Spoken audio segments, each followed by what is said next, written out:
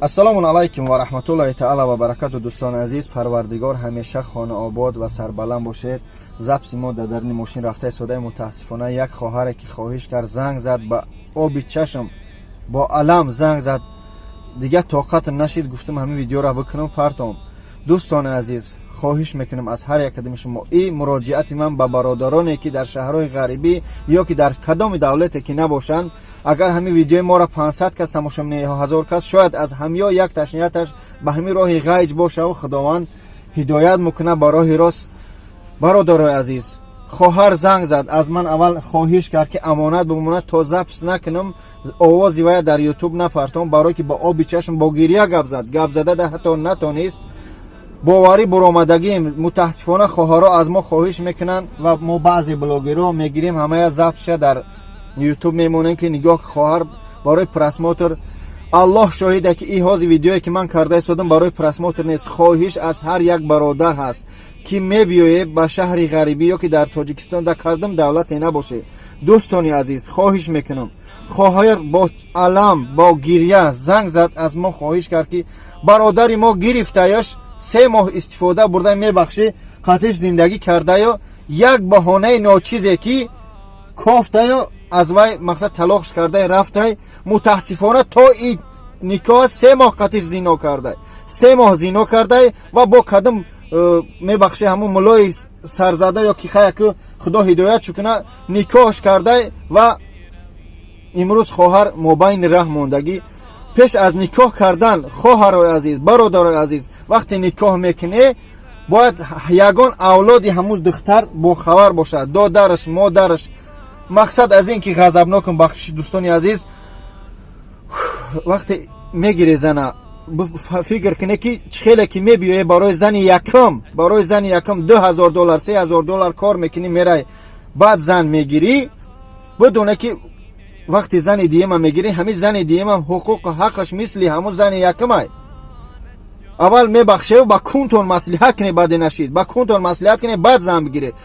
времени брак ё ба қавни тоҷикӣ худмо никоҳи муваққатӣ дар ислом ҳаромай.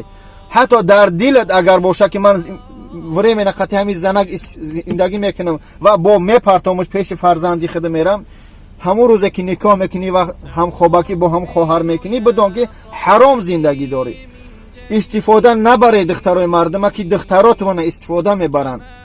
зани як каса истифода набар, зан та истифода мебаранд. яъне парвардигор ваъда дода ки дар зади девор та мезанам. фаромӯш накунед дӯстони азиз.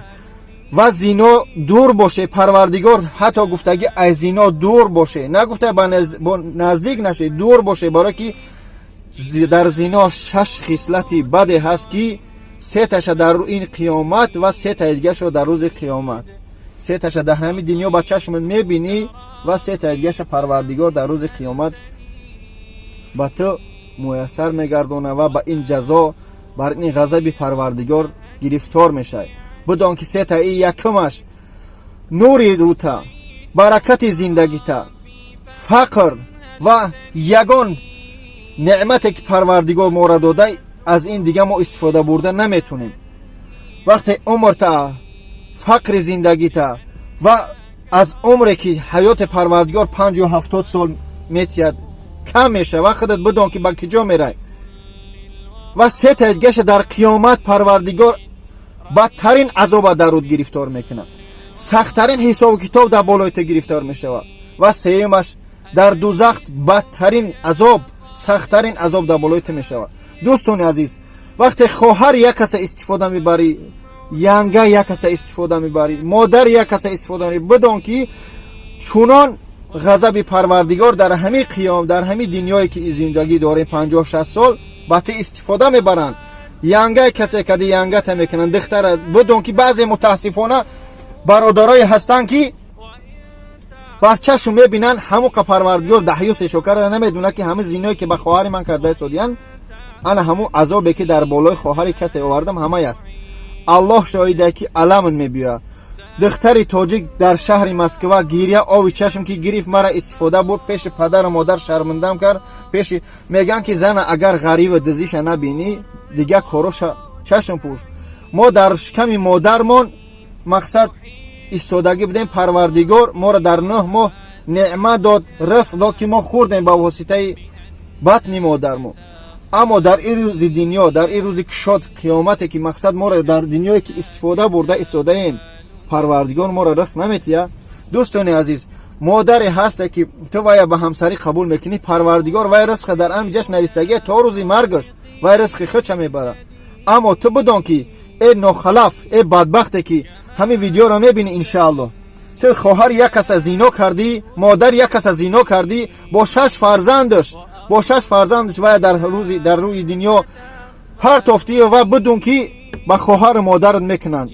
ای ناخلف بفهم، نام تا نمیگیرم، میدونم که به خاطر خدا بس کنه. دوستان عزیز، کمک به احساسات گرفتار شدم.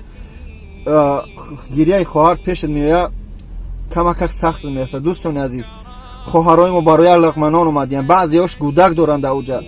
وقتی که به همسری قبولش میکنی، فرزندای تو فرزندای وای میشن، فرزندای وای فرزندای تو. ای ناخلف، بدون که تو خیال کردی کمک امو عشر اشرت قطع کردی پرتافتی بته نمیکنن، برکت میکنی. خداوند نگهبان تو باشه. دوستان عزیز، بخشش یک بار که به احساسات گرفته باشم، علم میکنه، درد میکنه. وقتی خواهرم میبینی به این علم، خواهرم میبینی به چشم گریان، از شما خواهش میکنم نکنه به خواهر یک کس. دوستانی که در تاجیکستان هستی، درباره زناتو عیش اشرت کرده ایستاده، خواهراتون اومدین در تای دستی مالدوان، روس، قزاق، زاغ، آذربایجان کار کرده ایستادن. بعضی از آنها رو متاسفانه زنا میکنن، بعضی آنها رو استفاده میبرن. برای علاقمندان گفته ای کار حیم نکنن، پته نمیکنن. متاسفانه خواهرای ما با این کارو راضی میشون، بدونه که پگه با او فرزندی که با دختری تعامل میکنن. خواهرات تو بقپه کدمش که خیلی متاسفانه با مقصد قسمت الله بده یا بیوشید به خونه تو آمد در او نگو دو شتا در کنش نزن، بگو خواهر دمی زندگی تا بگی خواهر تا نگه بین که راستی اگه جوش روی میکنی این همه بیایه بعد همین حال گرفتار میشه. خداوند هر کدوم ما را برای راست هدایت کنه. السلام علیکم و رحمت الله تعالی و برکاته.